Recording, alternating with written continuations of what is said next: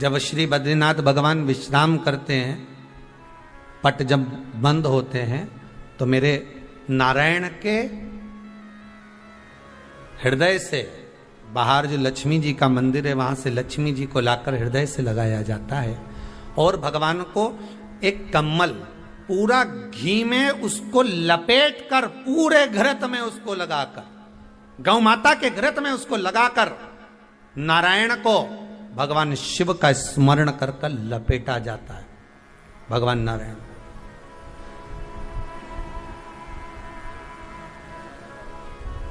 बद्रीनाथ बाबा के मंदिर में दिया घी से भर दिया जाता है, ताले लगा दिए जाते हैं, सब नीचे आ जाते हैं। जब अक्षय तृतीया के समय पर पट खोलते हैं, बाबा का कम्मल घृत से जुड़ा हुआ वैसा कि वैसे ही घृत भरा हुआ,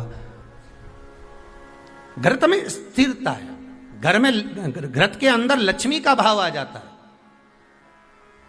हमारे यहाँ हिंदू धर्म में बहुत सुंदर बात कही जाती थी पहले, आजकल जमाने में कहते कि नहीं कहते मालूम नहीं, पर मारवाड़ के अंदर एक रीति थी, घर के अंदर रसोई घर में एक इतनी बड़ी कुल्हड़ होती थी जिसमें घी भरा होता था, छोटी सी चम्मच होती थी, उसमें पूरे घर का घी खाली हो जाए और उस कुल्हड़ का घी खाली नहीं होना चाहिए।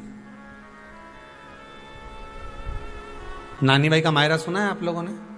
अगर नानी भाई का मायरा सुना होगा तो नानी भाई के मायरे में नरसिंह मेहता जी की जो दादी के प्राण छूटे थे, वो केवल इसी बात पे छूटे थे। अगर नानी भाई का मायरा सुना होगा तो आपको मालूम होगा, नानी भाई के मायरे में जब नरसिंह मेहता भोजन करने के लिए बैठे तो नरसिंह मेहता की भाभी दुरत गौरी ने कह दिया दादी के सामने, जब दादी बोली क्यों इसकी रोटी में घी नहीं लगा, तो कहा कुल्हड़ का घी समाप्त हो गया है, रसोई घर में जो बाटकी रखी थी उसका घी समाप्त हो गया। जय कुंवर भाई को चिंता लग गई, आंखों से अश्रु बहने लगे और जय कुंवर भाई नरसिंह मेहता की दादी प्राणों को छोड़ दी कि मेरे रसोई घर का घी समाप्त हो गया, मतलब ये घर अब बर्बाद होने में देरी नहीं लगेगी। नानी भाई का मायरा कहता है दादी के प्राण छूट गए थे, नैनों से नीर बह रहा था, केवल जरा सा संवाद। शास्त्र कहता है घर के रसोई घर में जिस बाटकी से आप रोटी पर घी लगाते, उसकी बाटकी में भले आधा चम्मच घी पड़ा पर पड़े रहना चाहिए। क्यों? वो लक्ष्मी को घटने नहीं देता। जिस दिन बाटकी मंज जाए, साफ हो जाए, उसी दिन उसको धोकर पोंछ कर वापस भर देना चाहिए। अगर बाटकी गंदी हो गई तो आप धो पोछो, मना नहीं है, पर उसको धोने पोछने से पहले एक कटोरी में घी भर दो, चम्मच रख दो। पर रसोई घर में बाटकी में घी होना चाहिए और उसमें आप डालते रहो और लगाते रहो, रोटी में चलेगा, पर बाटकी का घी समाप्त नहीं होना चाहिए, कुल्हड़ का घी समाप्त नहीं होना चाहिए। वो बरकत है, वो भंडार है, वो संपदा है हमारी। घृत वैभव देता है, घृत वैभव प्रदान करता है,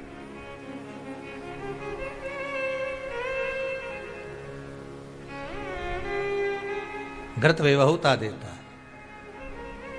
कितना सुंदर कहा है।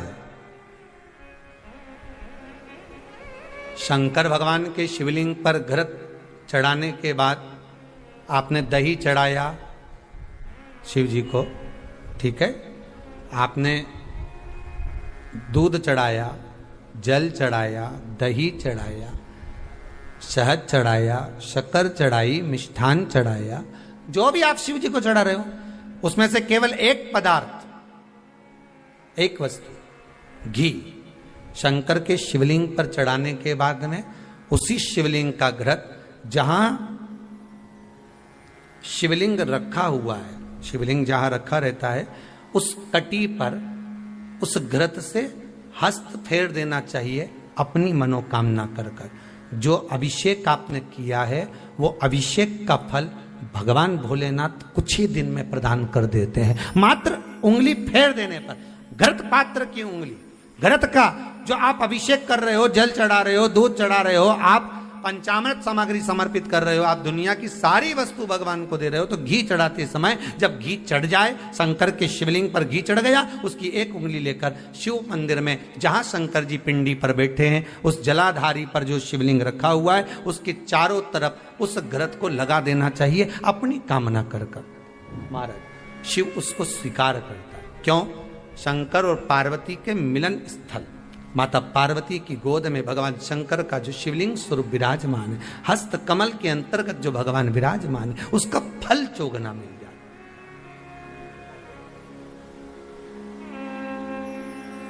शक्तिपीठ नाम सुना है? अरे बोलो तो, जितने लोग कथा सुन रहे, शक्तिपीठ नाम सुना है? शक्तिपीठ का मतलब क्या होता है? जहां पर माता सती के अंग के टुकड़े होकर गिर पड़े, वो शक्तिपीठ के रूप में निर्मित हो गए।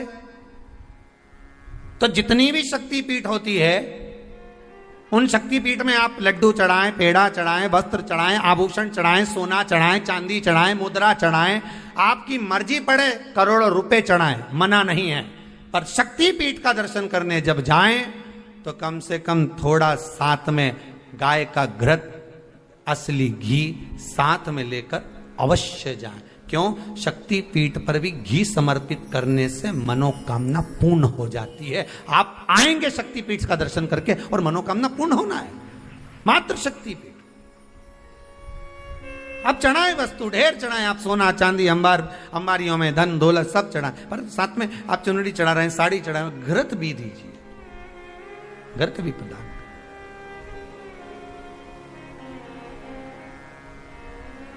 घृत का दान मूल है। धर्म पत्नी से संतान नहीं, औलाद नहीं, बड़े दुखी है, बड़े दुखी। अच्छा, संतान नहीं हो, किसी नारी की गोद अगर, स्त्री की गोद अगर खाली रह जाए तो भी दुख होता है उसको कि मेरे घर में औलाद नहीं, संतान नहीं। हम कई बार कहे, आज फिर कहते हैं, ये टेस्ट भी बाद में कराना, सारी जांचें बाद में कराना। एक बार शंकर का भजन कर कर देख लो। सब जगह से अगर हार जाओ और सारे रिपोर्ट आपकी आपने सब दूर दिखा ली, तो एक बार शंकर पर भरोसा कर कर तुमरुका जी का नाम लेकर सफेद आंकड़े की जड़ को शिव जी पे से रजस्वला धर्म के 7वें दिन 21 बार घुमा लो। नाम गोत्र बोलकर कमर में लाल धागे में बांध लो। पीपल के पत्ते शिव जी को चढ़ाओ, उठाकर लाओ। उस एक पत्ते को रात्रि को गाय के दूध में उकालो और उस दूध को दोनों पति पत्नी पियो। साथ रहिए, समय आएगा, बाबा चाहेगा तो 3 या 4 महीने में गर्भ ठहर ही जाएगा। सारे डॉक्टर को दिखा लिया अपनी जगह, टेस्ट भी करवा लिया अपनी जगह, पर एक बार प्रयोग, और वो विश्वास रखकर करना पड़ेगा। शंकर पर जो भी कार्य कर रहे हो आप, जो उपाय कर रहे हो आप, शिव का स्मरण कर, भगवान पर अगर विश्वास रखोगे, भरोसो दृढ़ इन चरणन करो, श्री वल्लभ नख चंद्र छटा बिन सब जगमा ही अंधेरो। अगर भरोसा है तो शंकर है, और भरोसा नहीं तो शिव कहां से? विश्वास लेकर अगर आए हो तो काम तो होगा। ये लोग काशी से आए हुए हैं, विश्वास लेकर ही तो आए होंगे कि हम जाएंगे शंकर की कथा में तो बाबा कृपा जरूर करेगा। कई लोग यहाँ पर बैठे हुए हैं जो विश्वास लेकर आए हुए हैं, दूर दूर से आए हुए हैं, केवल विश्वास लेकर कि भगवान कृपा करेगा किसी न किसी रूप में, मुझे विश्वास है कि बाबा मेरी सुनेगा। और फिर कहता हूं, कथा में अगर आपने मन लगा लिया, भले टीवी चैनल के माध्यम से श्रवण कर रहे हो, भले मोबाइल के माध्यम से श्रवण कर रहे हो, भले पंडाल में सुन रहे हो, बाबा से अगर दिल से आपने अगर कह दिया तो 3 महीना बहुत होता है सब कामना पूरी होने के लिए। मेरा बाबा आपको कुछ ना कुछ दे ही देता है, बस आपकी रुचि के अनुसार सुख प्रदान कर ही देता है। आप उस पर विश्वास, भरोसा, भटकना नहीं है हमको, मार्ग से विचलित नहीं होना। कहती है घंटी का नाद, उसको भगवान के लिए बजाते हो कि भगवान तुम भोजन करो, भगवान तुम जा, नहीं।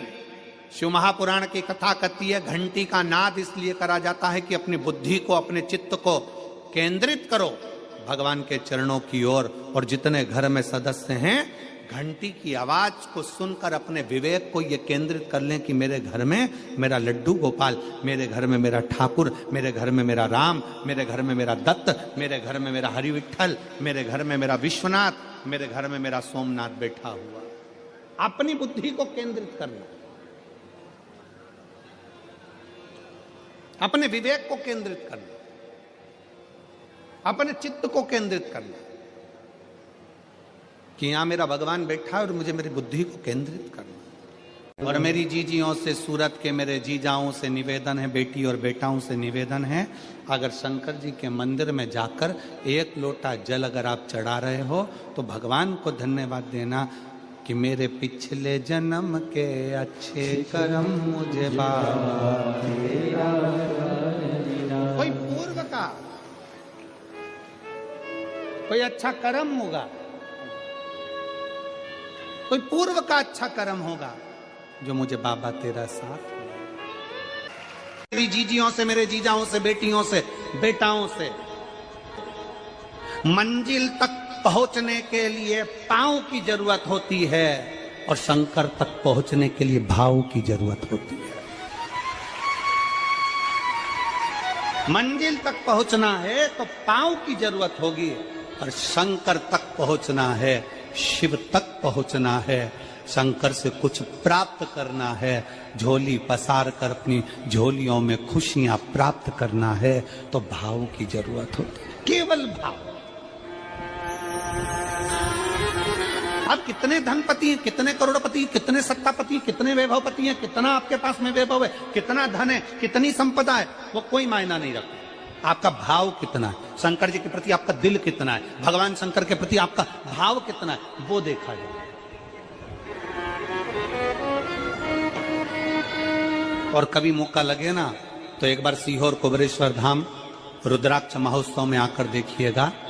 हीरे की चूड़ियां पहनने वाली मेरी जीजियां जिनके घर में 10-10 नौकर काम करते हैं, वो भी कुबरेश्वर धाम में बर्तन मांजने की सेवा करती हैं, आकर सेवा में लगी रहती हैं, भोजन बनाने की सेवा करती हैं। जिनके घर में 10 नौकर लगे हैं वो कुबरेश्वर धाम में आकर बाबा की सेवा में लगती हैं। उनसे पूछो कि तुम क्यों सेवा करती हो, उनसे पूछो कि तुम यहाँ आकर क्यों करती हो सेवा, तो वो कहती हैं हम साल में एक बार बाबा के धाम आते हैं और कुबेरेश्वर बाबा के यहाँ आकर सेवा कर कर जाते हैं। साल भर कुबेर भंडारी इतना देता है कि हमारी सेवा के लिए 10 नौकर लाकर खड़ा कर देता है। ये उसकी कृपा, ये उसकी उदारता, ये उसकी दया। शंकर भगवान ने पूछा कौन सा रूप, तो कि जो मैं बचपन में भजती थी, जो मैं बचपन में भजती थी, जिसको मैंने बचपन में दर्शन किए हम, छोटा सा शिवलिंग, छोटा सा शिवलिंग, ठीक है, छोटा सा शिवलिंग का रूप शंकर भगवान रखने को तैयार है, ठीक है। शिवजी ने पूछा कि मुझे उठाएगा कौन। पार्वती जी मुस्कुरा कर कहती हैं सुनो भोलेनाथ, आप अगर अपने असली स्वरूप में बैठते हो ना तो दुनिया का कोई तुम्हें तिल भर नहीं हिला सकता, पर जब तुम छोटे से शिवलिंग के स्वरूप में हो जाते हो तो कोई बच्चा भी तुम्हें गोदी में ले लेता है, क्योंकि वह आपको भोला मानता है, वो आपको भोला मानता है, वो आपको भोला समझता है, सरल सहज।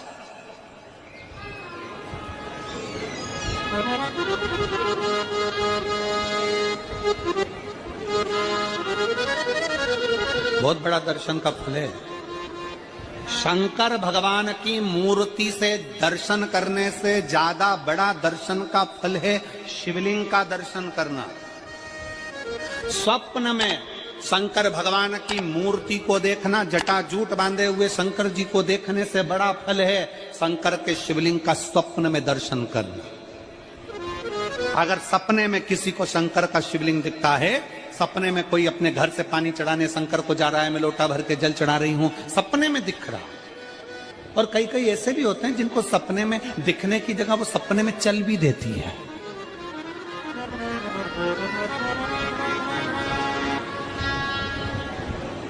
महाराष्ट्र में कथा थी तो वहां एक पत्र आया था, एक भाई ने लिखा था मेरी पत्नी से मैं बहुत परेशान हो गया हूं। उसका नाम हमें स्मरण में नहीं है, सिरपुर की कथा में वो पत्र था। तो उसने लिखा मैं अपनी पत्नी से परेशान हो गया हूं। तो उससे हमने एकांत में बुलाकर पूछा भाई ऐसा क्या हो गया, बता तू क्या हुआ। उसका फोन नंबर था, उसको फोन लगवाया, पूछा क्यों परेशान हो गया। उसने कहा मेरी पत्नी रात को चिल्लाती है बोल बम का नारा है बाबा एक सहारा। कभी कभी सपने में बैठकर चिल्लाती रहती है, ऐसे बैठ जाएगी और चिल्लाएगी श्री शिवाय नमस्तुभ्यं, श्री शिवाय नमस्तुभ्यं। और तो और यहाँ तक तो चल जाता है गुरुजी, पर इससे आगे नहीं चल पाता है। हमने पूछा इससे आगे क्या? नींद में रसोई घर में जाना चाहिए, बाजू में बोतल रख के सोती है ना पानी पीने की, वो ही बाटल उठ के मेरे को शंकर जी समझ के उंडेल देती है। दिक्कत आ गई।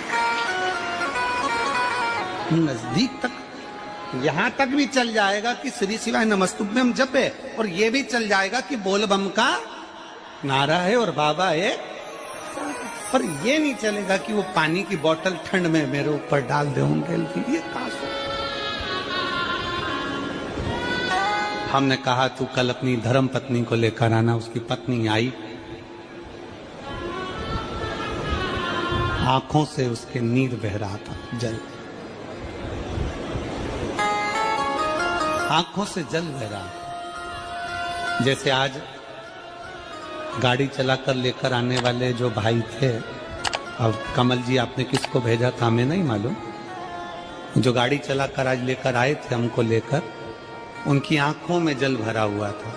वो कह रहे थे जब पहले गुड़ियारी में कथा थी, सबसे आखिरी में बैठकर कथा सुनी थी, एक विनती करी थी बाबा से कि बाबा बस ऐसा कर देना। दूसरी कथा मैंने रायपुर के पास में जब हुई अमलेश्वर में, तब कथा के मध्य में बीच पंडाल में बीच में बैठकर सुनी थी। फिर वहां भी बाबा से एक विनती करी थी, और आज मेरे बाबा ने ऐसी कृपा कर दी कि आपके नजदीक में बैठकर गाड़ी चलाकर यहाँ तक पहुंचा।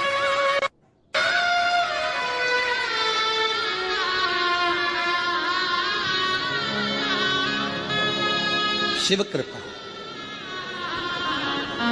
गाड़ी चलाते चलाते उनकी आंख में जल था, तो हमने उस दीदी से पूछा, जी तुम रो क्यों रही हो, ये बताओ, रोने का कारण क्या है?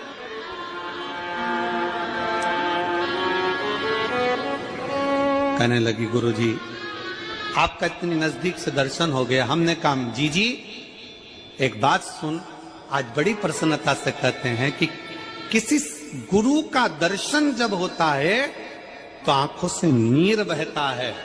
भगवान से प्रार्थना करना कि एक बार उसका दर्शन हो जाए तो हमारी जिंदगी उसकी हो जाए, उसका दीदार। कितनी आतुरता थी मेरे राम जी की। राम जी ने शिवलिंग की स्थापना जब रामेश्वर में करी, उसके पहले राम जी ने हनुमान जी से कहा जाकर कैलाश पे से शिवलिंग लेकर आओ। रामचरितमानस का स्मरण करिएगा, जाओ कैलाश पर से शिवलिंग लेकर आओ, मुझे यहाँ पर पूजन करना है। राम जी ने हनुमान को शिवलिंग लेने भेज दिया। रामेश्वर धाम में राम जी इंतजार कर रहे थे, तभी हनुमान जी तो गए थे शिवलिंग लेने के लिए, और मां जानकी ने शिवलिंग का निर्माण कर दिया। राम जी ने शिवलिंग का निर्माण कर दिया, जानकी जी ने शिवलिंग का निर्माण कर दिया। मतलब शिव जी को प्राप्त करने के लिए क्षण की भी देरी नहीं करना चाहिए। तुरंत हनुमान जी शिवलिंग लेकर आए, हनुमान जी की आंख में जल। हनुमान जी बोले प्रभु, हनुमान जी बोले नाथ मेरे को शिवलिंग लेने भेजा था और मैं शिवलिंग लेकर आया, उससे पहले आपने रामेश्वर धाम की स्थापना कर दी। अब मेरे शिवलिंग का क्या होगा जो मैं लेकर आया? राम जी मुस्कुराकर बोले, रे हनुमान, शंकर के शिवलिंग की पूजन में तो देरी करना ही नहीं चाहिए। जैसा बन जाए वैसा बना लो, जैसी पूजन हो जाए वैसी कर लो, जैसी आराधना हो जाए वैसी कर लो। तो मेरे शिवलिंग का क्या होगा? राम जी ने कहा चिंता मत करो हनुमान, इस शिवलिंग को मैं ले जाकर स्थापित करता हूँ। एक शिवलिंग हनुमान जी महाराज का स्थापित करा, एक शिवलिंग सीता जी के हाथ का राम जी ने स्थापित करा। जो सीता जी के हाथ का स्थापित करा वो रामेश्वर शिवलिंग हुआ, और जो हनुमान जी के हाथ का स्थापित किया वो हनुमतेश्वर शिवलिंग हुआ, जो आज भी रामेश्वर में विराजमान। भगवान राम जी ने कहा, सुनो हनुमान, जो रामेश्वर का दर्शन करने के लिए आएगा, रामेश्वर बाबा पर जल चढ़ाएगा, गंगोत्री से जल लेकर यहां पहुंचेगा और गंगा जल जब वो रामेश्वर भगवान को चढ़ाएगा, रामेश्वर भगवान को चढ़ाया हुआ बड़े भाव से थोड़ा सा जल जब तक वो हनुमतेश्वर को नहीं चढ़ाएगा तब तक उसके 12 ज्योतिर्लिंग की यात्रा पूर्ण नहीं होगी। हनुमतेश्वर ज्योतिर्लिंग पर भी शिवलिंग का रूप धारण करे शंकर जी विराजमान। भगवान के स्वरूप से बड़ा शिवलिंग, और जितना पूजन का मौका मिल जाए, कोई कह दे ना, हमसे कोई कह दे किसी के यहाँ जाओ और कोई कह दे कि गुरुजी हमारे घर के मंदिर का दर्शन करिए, सबसे बड़ी खुशी हमारे जीवन की। ऐसा लगता है अंदर फुलझड़ियां फूट गई, उसमें भगवान शंकर का दर्शन होगा, उसमें लाडले ठाकुर का दर्शन होगा, उसमें उनकी कुल देवी का दर्शन होगा, उसमें देवता का दर्शन होगा। परिवार से मिलेंगे बाद में, पहले मिलो अंदर विराजमान शिव से। कई बच्चे गले में रुद्राक्ष पहने रहते हैं ना, कई बच्चे, कई बेटियां, कई माताएं अपने गले में रुद्राक्ष पहनी रहती हैं, कई मेरे भाई अपने गले में रुद्राक्ष पहने रहते हैं। और बच्चे के गले में जब रुद्राक्ष का दर्शन होता है तो ऐसा लगता है कि शंकर इसके साथ कदम से कदम मिलाकर चल रहा है। पहले हम उस रुद्राक्ष को नमन करते हैं। जिसके गले में रुद्राक्ष होता है पहले हम उसको नमन करते हैं, क्योंकि उसके गले में शंकर स्वयं विराजमान है, शिव उसके साथ चल रहा है। में शंकर स्वयं विराजमान है, शिव उसके साथ चल रहा।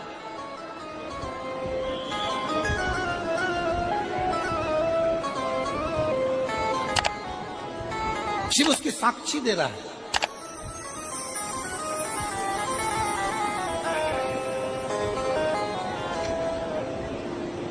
शंकर कृपा करने वाला दयालु दातार, उसकी उदारता, उसकी करुणा।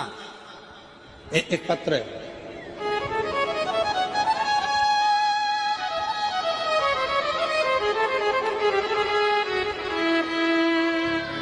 मेरा नाम जानकी देवी, पति श्री बुधराम। शिव के अधीन होकर, शिव के अधीन, शिव की शरणागति ग्रहण करता, शंकर की हम शिव के अधीन होकर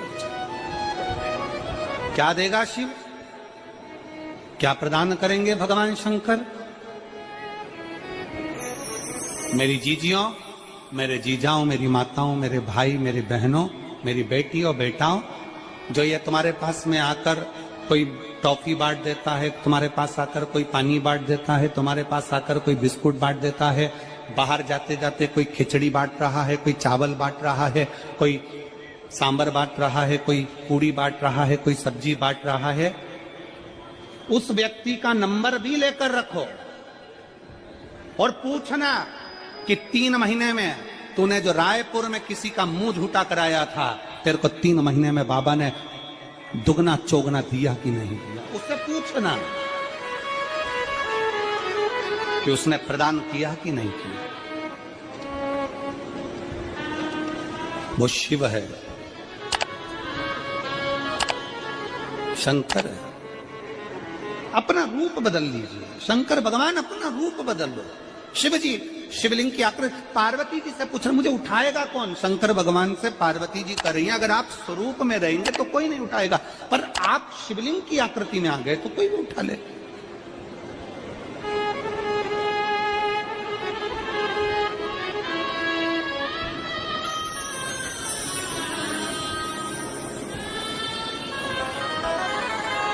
अपने बाप के घर, अपने पिता के घर, अपने पिता के घर, अपने बाबुल के घर, अपने पिता के घर, अपने बाप के घर जब भी जाते हैं एक दिल लेकर, एक भाव लेकर जाते।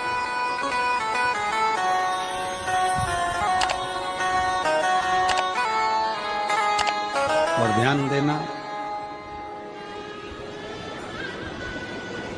जेब खाली है, जेब खाली है, फिर भी मना करते नहीं। जेब खाली है, फिर भी मना करते नहीं। मेरे पिता से अमीर इंसान आज तक कहीं देखा नहीं। कहां देखा?